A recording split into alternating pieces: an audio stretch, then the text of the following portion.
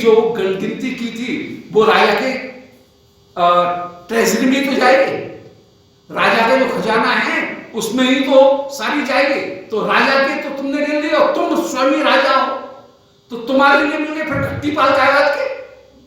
तुम राजा के अलग ले रहे हो, घट्टीपाल के अलग ले रहे हो, दो दोहरा मत लो। एक ही व्यक्ति दो जगह विराजमान है, तो घट्टीपाल का भी ले रहा है और राजा का भी ले रहा है, दो का क्यों ले रहा है? इसलिए मधुमंगल कृष्ण के कान में कह करके कुछ जो बोल रहे हैं वो ये बोल रहे हैं कि 4 लाख जो मैंने बढ़ाए हैं वो तत्वतः तुम्हारे लिए नहीं बढ़ाए हैं, ये जो 80 लाख आएगा ये तो तुम्हारे कोष में जाएगा, और बाकी का जो 4 लाख है वो हम यहाँ पर जितने भी चट्टा बट्टा बैठे हैं ये सब मिल बांट के खा पी लेंगे, ये कहने का मतलब है। तो सुवर्ण मधुमंगल इनके लिए 4 लाख ये हमने और बढ़ा दिए हैं, क्योंकि घट्टीपाल और राजा ये तो दो अलग है नहीं। तुम ही घट्टीपाल हो, तुम ही राजा हो, तो राजा का जो टैक्स है वो टैक्स तो राजा का होता है, इसलिए तुमको तो अपना मिल ही गया, तुम्हारे लिए थोड़ी बढ़ाए, परंतु नाम लिया जा रहा है तुम्हारा कि महाराज जो घट्टीपाल हैं उनका निर्वाह करने के लिए उनका भी जो हिस्सा है उसके लिए ये हमने जो सरचार्ज है वो सरचार्ज ये यहाँ पर लगाया है, ये घट्टीपाल के, परंतु घट्टीपाल के लिए नहीं है, तत्वतः ये हम जो यहाँ पर विराजमान हैं उनके लिए लगाया गया है, ये कहने का मतलब है। तो कृष्ण के कान में लग करके जब मधुमंगल ने कोई बात कही, टीका में श्री विश्वनाथ चक्रवर्ती जी कह रहे हैं कि कृष्ण से कर्णे मुखे विन्यस्य, कृष्ण के कान में मुख लगा करके मधुमंगल ने जब कोई बात कही तो ललिता आदि जितनी भी सखीगण हैं वे पहले से ही ये इनके बोलने से ही उन्होंने समझ लिया कि राजस्व स्वरूप जितने भी 80 लाख टके बताए थे वो तो राजा के लिए तुम ही लेना, वे तो तुमको ही मिलेंगे, इससे तुमको अलग से बढ़ाने की जरूरत नहीं है, 80 लाख तो तुमको मिल ही जाएगा। अब आत्मवर्तनार्थम तो यार निर्जन मने नागरे टंका कथन रहे हम, तुम ही राजा हो, तुम ही राजा ही स्वयं यहां पर बैठा है, तो वो तो अपनी निर्वाह करने के लिए तो यहां पर लेगा नहीं, अपने रेम्यूनरेशन के लिए तो यहां पर लेगा नहीं, इसलिए उनके लिए नहीं, निर्जन वन में तुम काय बात का लोगे, तुम स्वयं यहां पर बैठे हो तो तुम अपने लिए काय के लिए लोगे, क्योंकि किम तुम आयत्या, ये तुम्हारी ही सीमा है, राजा की सीमा में ही ये सब आ गया, तो उसके लिए अलग से तो कुछ दिया नहीं जाएगा, इसलिए तदर्थम आसाम एक तरह स्वाच्छंदेन उपाधि। तो ये जो गोपी है इन गोपियों से स्वच्छंद रूप में केवल एक बार टैक्स लिया जाएगा, एक ही चीज के ऊपर 2 बार टैक्स नहीं लिया जा सकता है, एक व्यक्ति 2 व्यक्ति बन करके टैक्स नहीं ले सकता है, इससे तुमको तो टैक्स मिलेगा नहीं। अतः मया लक्षित वर्धितम, मैंने जो ये कहा कि मैंने 4 लाख बढ़ाए हैं वो बिल्कुल सही कहा, क्योंकि तुमको नहीं मिलेंगे 4 लाख, वे 4 लाख जो हैं वो सुबलाद्यर्थम एवं न तो त्वदर्थम, वो सोल के लिए हैं। घट्टीपाल और राजा एक चीज है, इसलिए चाहे घट्टीपाल कहो चाहे राजा कहो 80 लाख तो मिलेंगे तुम्हें, और 4 लाख जो बढ़ाए हैं वो सोल आदि के लिए हमने बढ़ाए हैं, इसलिए मैंने वर्धितम इस शब्द का प्रयोग किया कि 4 लाख और बढ़ा दिए, ये बढ़ाने की बात मैंने कह दी, अर्थात वो भावपी में वो लिए दिए गए हैं, वो केवल जबरदस्ती बढ़ा दिए गए ही हैं, वो कायदे में नहीं आते। श्री कृष्ण मुस्कुरा रहे हैं, और मुस्कुराने का तात्पर्य है ठीक है, ललिता जी ने कृष्ण की मुस्कान देख करके पहचान लिया कि भाई इनके हिसाब से भी टैक्स केवल 80 लाख ही होता है, 84 लाख नहीं होता है, और 4 लाख तो बढ़ाए ही गए हैं। ये ललिता जी ने अभ्यूहितम माने कल्पना से पहचान लिया। उस समय श्री चित्रा जी कह रही हैं कि दानीन्द्र पंच गर्गरकाणां शुल्कम एवं चतुर्शीत प्रमाण संवृत्तम ततो न जाने मूल्यम बाकियत। इन 5 गोपियों के माथे के ऊपर जो 5 गगरी रखी हैं, उन गगरियों का मूल्य ही यदि 80 लाख है तो फिर जाने दही का, माखन का मूल्य कितना होगा। ये तो टैक्स है, 1% के हिसाब से तुमने टैक्स लिया तो जो जितना है उतना, तो ये तो टैक्स है। तो जब टैक्स ही इतना है, कर ही इतना है, तो मूल्य तो जाने कितना होगा।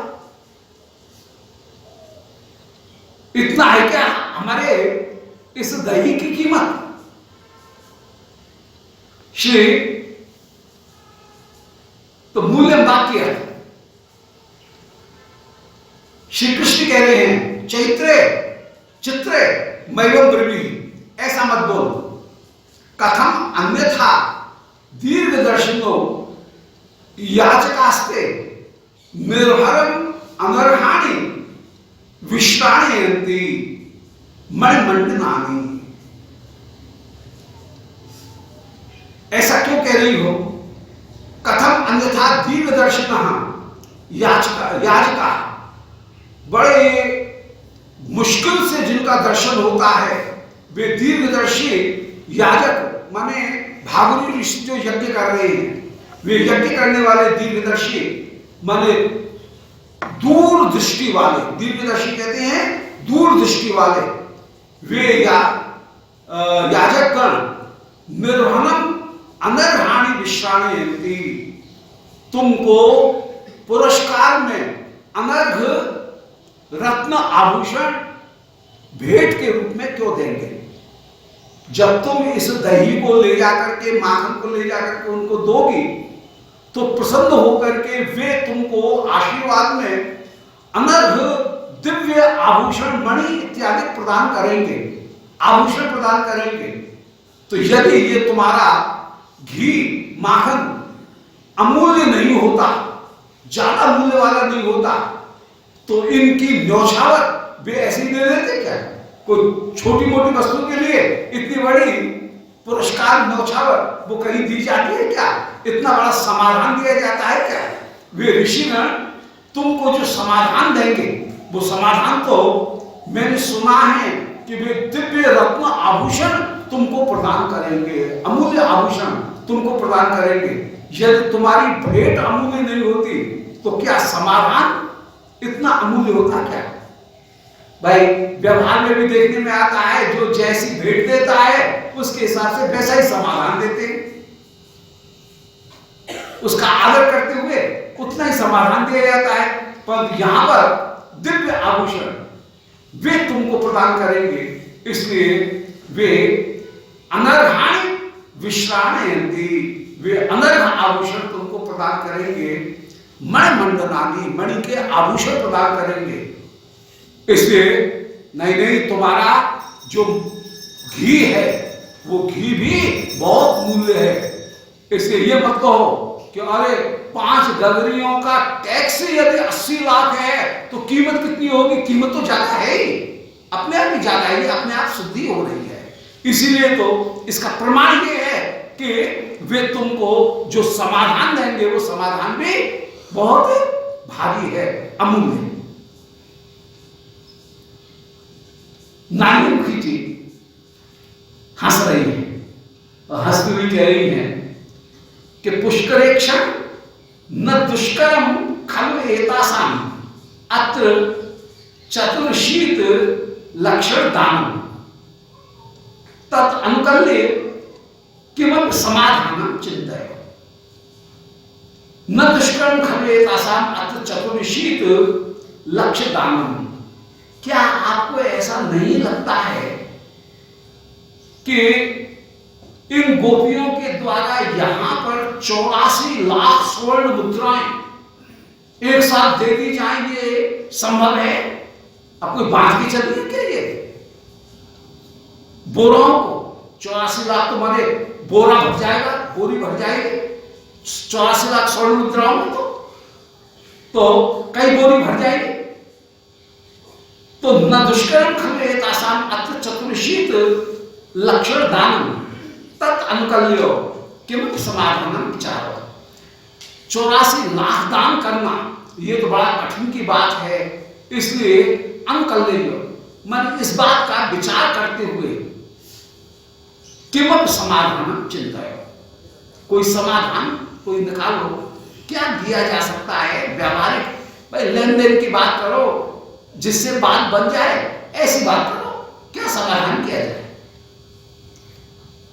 कहने का तात्पर्य है कि दुष्कर्म इत्यनेन तासाम परमाध्यत्व यश प्रक्षापन, ये इतना पैसा देना इन गोपियों के लिए कोई कठिन बात नहीं है, पर कोई जेब में लेकर के थोड़ी चलती है, ये कहने का तात्पर्य। तो कहना ये चाह रही हैं कि इन गोपियों के लिए ये दुष्कर्म इत्यनेन तासाम परमाध्यत्व, ये कोई दुष्कर्म नहीं है, ये कहकर के कहना चाह रही है कि ये गोपियां परम धनवान हैं और 84 लाख देना इनके लिए कोई बड़ी बात नहीं है।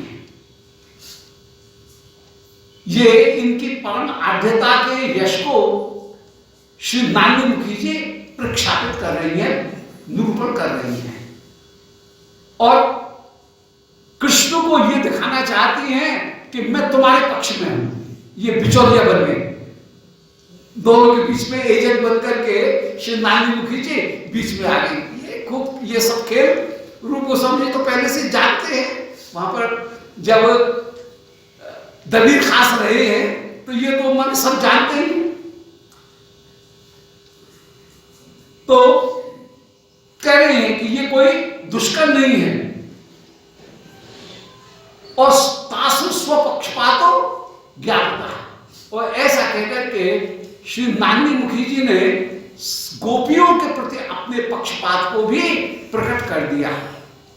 सच तासाम दान व्यवहारो बाह्य अभिलषित वस्तु तरेतु वास्तव एवं, तत्वतः ये जो गणना की जा रही है ये तो बाह्य है, वस्तुतः कोई दूसरी वस्तु ही इन गोपियों के हृदय में विराजमान है। तो वास्तविक वस्तु जो है वो अभिलषित वस्तु, तो श्री श्याम सुंदर का अभिलषित वस्तु दान ग्रहण करना नहीं है, 80 लाख या 84 लाख ग्रहण करना ये मुख्य बात नहीं है। गोपियों के श्री राधिका के प्रेम की प्राप्ति करना यही मुख्य बात है, उसको ही यहां पर कहना चाह रहे। तो नानी मुखी जी ने जब ये कहा मधुमंगल, उस समय कह रहे हैं कि प्रियवैस्य नानी मुख्या सूत्रतम इति, नानी मुखी ने काम की बात कह दी, सूत्रतम इति, नानी मुखी ने सारी बात निष्कर्ष में कह दी है। जैसे पहले न्याय में, व्याकरण में, मीमांसा में, इन सबों में सूत्र बनाए जाते हैं, फिर सूत्र होने के बाद में उसकी व्याख्या की जाती है। ऐसे मेरी सखी ने तो सूत्र, श्री नानी मुखी उन्होंने तो सूत्र दे दिया, अब उसकी व्याख्या मैं कर देता हूं। सूत्र से समझ में नहीं आएगा, इसलिए उसकी व्याख्या मैं कर दूंगा। सूत्र उसे कहते हैं जहां बहुत संक्षेप में संपूर्ण वस्तु को निर्दोष रूप में प्रस्तुत कर दिया जाए। अतिव्याप्ति, अव्याप्ति और असंभव, इन तीनों से मुक्त होकर के संक्षेप में जहां वस्तु को प्रस्तुत किया जाए उसका नाम है सूत्र। तो मेरी सखी ने, नानी मुखी ने ये सूत्र प्रस्तुत कर दिया, अब उसकी व्याख्या मैं कर देता हूं। तो नानी मुखिया सूत्रतम, नानी मुखी ने केवल सूत्र कर दिए हैं, अब उसकी व्याख्या मैं करता हूं, वृत्ति कर रहा हूं।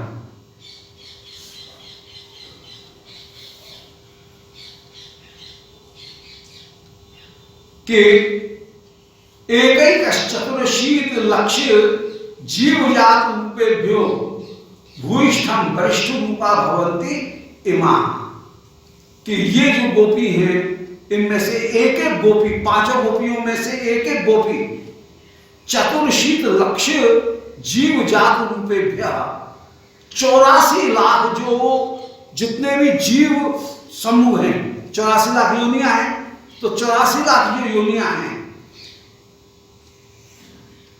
उन 84 लाख जीव समूह उनमें भूयिष्ठ वरिष्ठ रूपा भवंती, सबसे ज्यादा सुंदरी ये ही गोपियां हैं। इनमें एक एक गोपी विश्व की सारी 84 लाख योनियों में सबसे ज्यादा सुंदर वरिष्ठ रूप वाली ये गोपी है।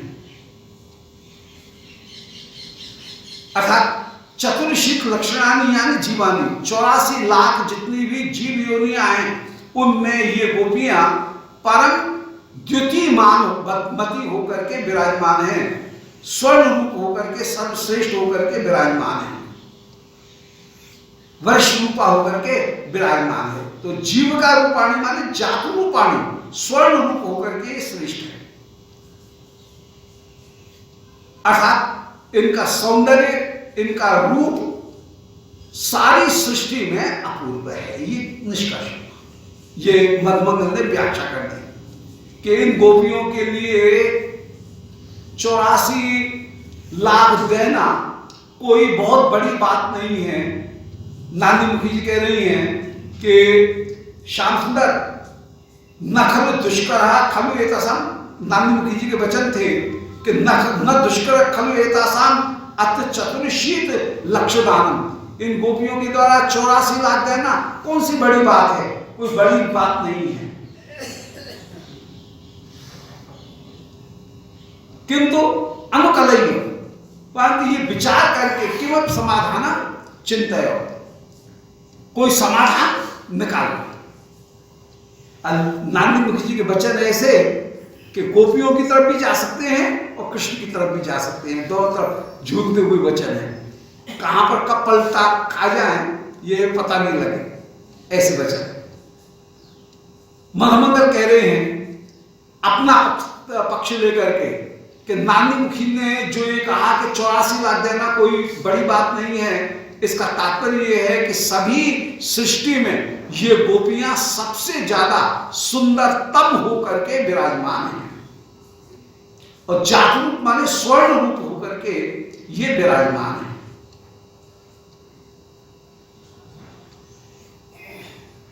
ऐसे इस समय कहा मुखम व्यावर्ती, ऐसा कहकर के मधुमंगल अपने मुख को मोड़ करके कहते हैं, हंस करके। उस समय उसका तात्पर्य यह है कि मधुमंगल जैसे मुंह मोड़ करके ये कहना चाह रहे हैं कि मैंने वृत्ति मात्र की है, वाक्यार्थ तात्पर्यार्थ रूपम उदाहरण तो त्वयैव कथ्यताम। अब इसका जो वाक्यार्थ होगा, तात्पर्यार्थ होगा, उदाहरण होंगे, इनको तुम कहो।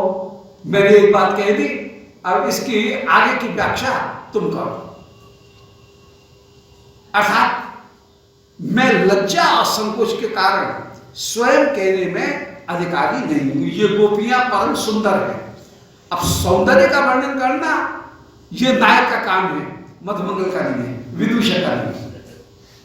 क्योंकि प्रियाओं के सौंदर्य का वर्णन करना ये किसी दूसरे का की सामर्थ्य नहीं है, वो स्वयं नायक करेगा।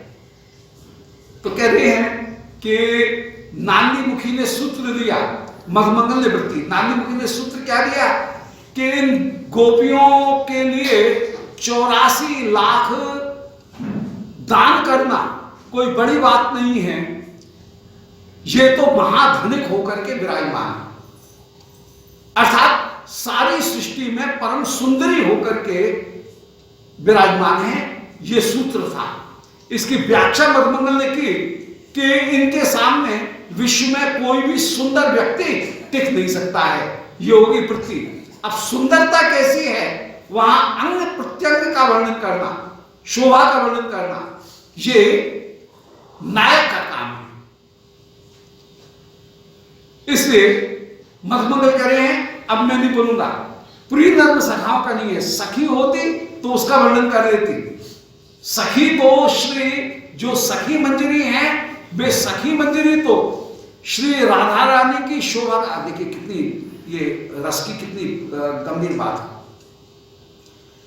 यदि कोई सखी मंजरी भाव को धारण करके, जो सखी मंजरी है उस भाव को धारण किए हुए है, तो उसका तो यह अधिकार बनता है कि वो राधा रानी के अंग प्रत्यंग उनका भी वर्णन कर दे।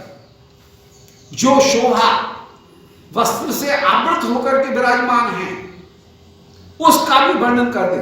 मंजरियों का अधिकार है, सखियों का अधिकार है, परंतु सखाओं का अधिकार नहीं है कि रासेश्वरी की रूप माधुरी का वर्णन सखा करे। सखा कृष्ण की रूप माधुरी का वर्णन कर देंगे, परंतु प्रिया की रूप माधुरी का वर्णन करना यह सखाओं का अधिकार नहीं है, यह मंजरियों का अधिकार है। या प्रिया की रूप माधुरी का वर्णन किया जाएगा तो नायक के द्वारा किया जाएगा, सखा के द्वारा नहीं किया जाएगा। सखा यदि सौंदर्य का वर्णन करने लगेगा तो रसाभास उत्पन्न हो जाएगा। इसलिए मधुमंगल कह रहे हैं कि श्री नांदी मुखी जी ने जो सूत्र दिया उसकी वृत्ति मैंने कर दी है, परंतु वृत्ति की व्याख्या जो की जाएगी, उस वृत्ति की व्याख्या में क्या वाक्यार्थ है, क्या तात्पर्यार्थ है, फिर उसके क्या उदाहरण है, ये तीन चीज जो बाकी रह गई वो तुम करो। उसे करने का हम प्रिय नर्म सखाओं का अधिकार नहीं है, वो तुम्हारा अधिकार है। अब कोई भी वाक्य होता है, सबसे पहले वाक्यों में शब्द का अर्थ आना चाहिए, पदार्थ, पद का अर्थ, फिर पद के अर्थ के द्वारा पदों को मिलाकर के बनता है वाक्य। आकांक्षा, योग्यता और सन्निधि, इनके द्वारा अन्वित जो शब्द हैं उनको ही वाक्य कहेंगे। कई शब्दों का समूह वाक्य है, परंतु वे शब्द ऐसे होने चाहिए जिनमें तीन गुण हों। आकांक्षा, जैसे जल से, अब आकांक्षा होगी क्या करें, बोले वृक्ष को, अभी भी आकांक्षा बनी रही, क्या करें, सींचो, अब आकांक्षा पूरी होगी। तो तीन जो शब्द हैं, जल से वृक्ष को सींचो, इन तीनों शब्दों में आकांक्षा है।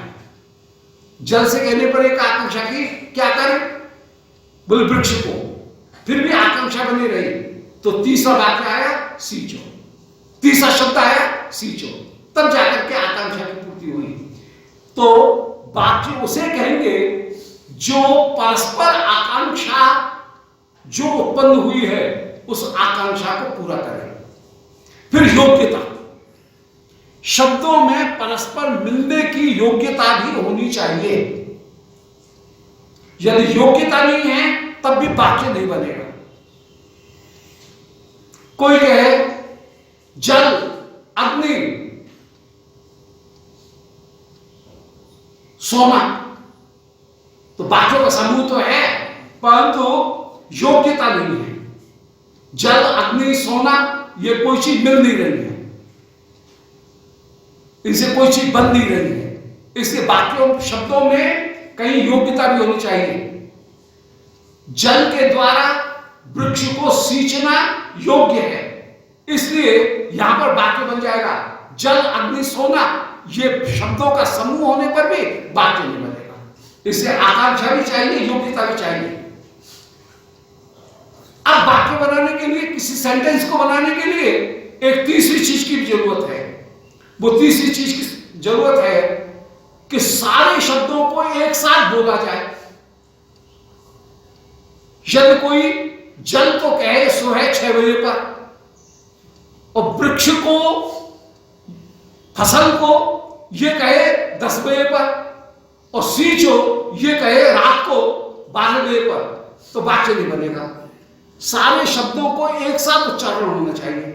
तो आकांक्षा, योग्यता और सन्निधि, ये तीनों यदि एक साथ होंगे तो वाक्य बनेगा। अब वाक्य जब बन जाएगा तो वाक्य बन जाने के बाद में फिर तात्पर्यार्थ आएगा। तो पहले पदार्थ, पदार्थ के बाद में वाक्यार्थ और वाक्यार्थ के बाद में तात्पर्यार्थ, तब तात्पर्य का अर्थ होगा।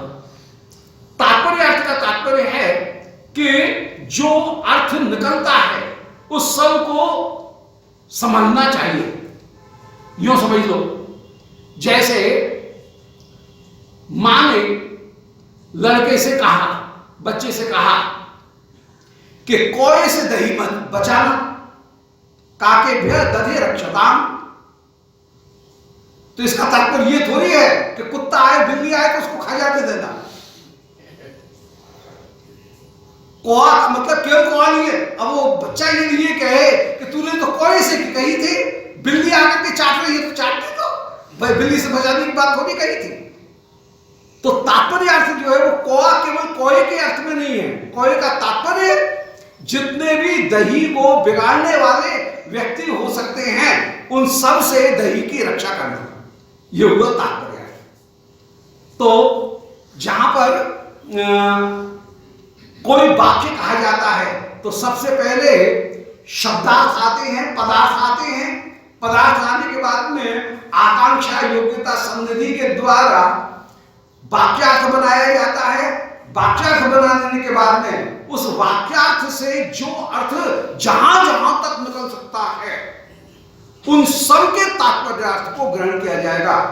काके भेद अध्यक्षता का तात्पर्य केवल कोई नहीं है, बिल्ली भी है, कुत्ता भी है, चोर भी है, सबसे दही की रक्षा करनी पड़ेगी। जहां जहां यत्पर शब्द सशब्दार्थ जहां तक जाएगा वहां तक का पूरा अर्थ ग्रहण करना पड़ेगा।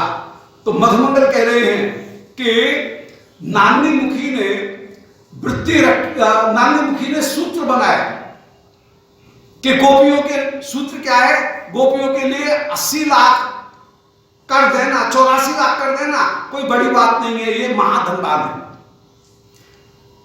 मधुमंगल ने उसकी वृत्ति की कि 84 लाख जितनी भी गोपीगण, जितनी भी जाति हैं, 84 लाख योनियों में ये सबसे ज्यादा श्रेष्ठ मानवीय योनि में विराजमान है और मानवियों में भी गोपी होकर के विराजमान है।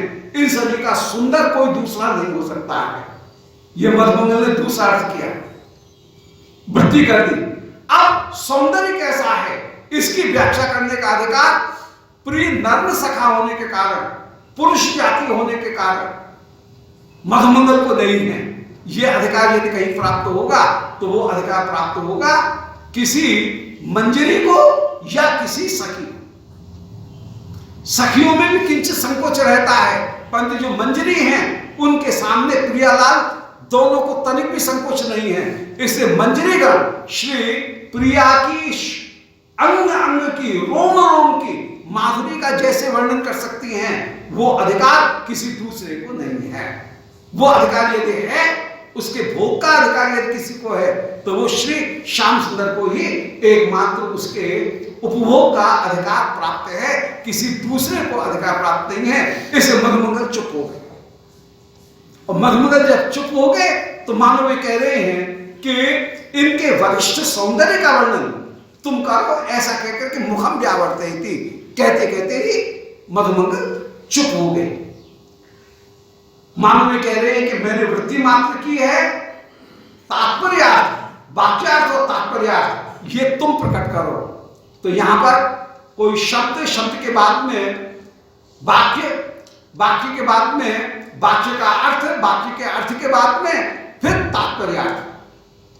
किस प्रकरण में कोई बात कही जा रही है, फिर जाकर के तात्पर्यार्थ इन सबों का निरूपण किया जाएगा।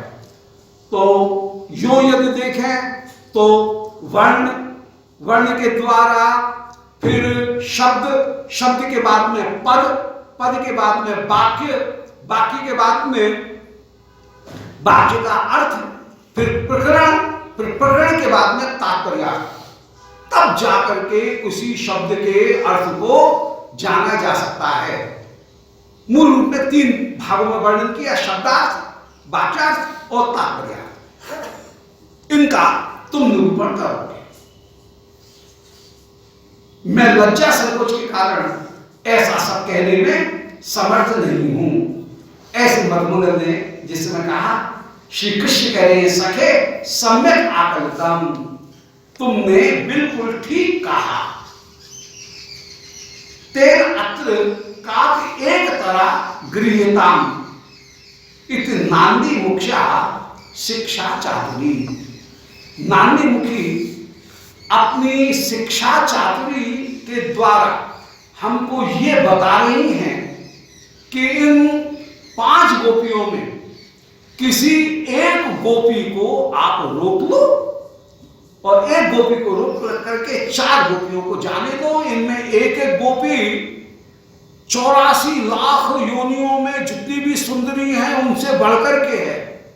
इसलिए टैक्स लेना हो तो प्रतिभूति के रूप में, गारंटी के रूप में किसी एक गोपी को जामिनी के रूप में रोका जा सकता है। जामीन के रूप में एक गोपी को कहीं रोका जा सकता है। प्रतिभू के रूप में एक गोपी को रोका जा सकता है। जो गोपी तुम चाहो उस एक गोपी को रोक लो। अब यहां श्याम सुंदर को एक मौका मिल गया। शुरू करेंगे वृंदा जी से और अंत में जाकर के टिकेंगे वृंदा जी के नाम। मैं तो नहीं रुकती हूं। राधा रानी से कहेंगे, ना ना, मुझे भले बाजार में ले जाकर के किसी को बेच दो, परंतु इस घट्टी पाल के हाथ में नहीं रुकूंगी। लो वृंदा जी अलग हट गई। जितनी भी सखी है वे कह रही है, ना हम यहां रुकने वाली नहीं है। सखी राधिके तुम ऐसा नहीं कर सकती हो। अंत में सब निर्णय रूप में यही कहेंगे कि श्याम सुंदर को यदि कर के लिए रोकना है, 84 लाख टका जमा कराना है और उसकी सिक्योरिटी के रूप में यदि किसी को जामीन के रूप में रोकना है, सिक्योरिटी के रूप में रोकना है, तो नांदी मुखी ने एक सलाह दी कि इन गोपियों में से किसी एक गोपी को रोक लो। श्याम सुंदर ने पहले विकल्प रख दिया था कि या तो हमको नकद यहां पर दो, 84 लाख का ढेर लगाओ, कूटी क्रियता, कूट बना करके, अन्नकूट बना करके, सोने की मुद्राओं का ढेर बना करके या तो यहां पर दे जाओ, या फिर हमने आपके लिए रहने के लिए बहुत अच्छी व्यवस्था की हुई है। जो गोवर्धन गिर मंदिर, गिर गुफा, उस गुफा कुंज में आप कृपा करके पधारो। तो दोनों व्यवस्थाएं, वहां पर भी कोई तकलीफ नहीं, बहुत अच्छी तरह से सारी सुविधाएं हैं।